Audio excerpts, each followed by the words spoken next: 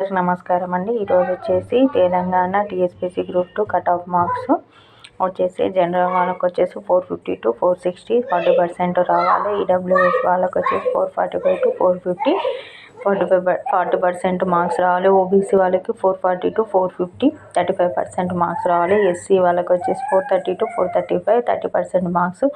ST వాళ్ళకి 415 to 420 30% marks.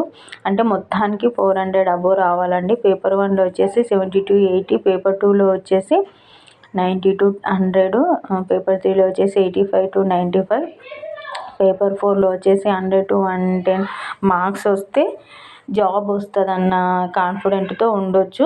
ఎవరైతే అభ్యర్థులు ఉన్నారో ఆల్రెడీకి రిలీజ్ అయిందిగా, ఒకసారి చూసుకొని ఈ మార్క్స్ ఉంటే మీకు జాబ్ కన్ఫామ్ అనేసి మీరు ఫిక్స్ అవ్వచ్చు అనమాట.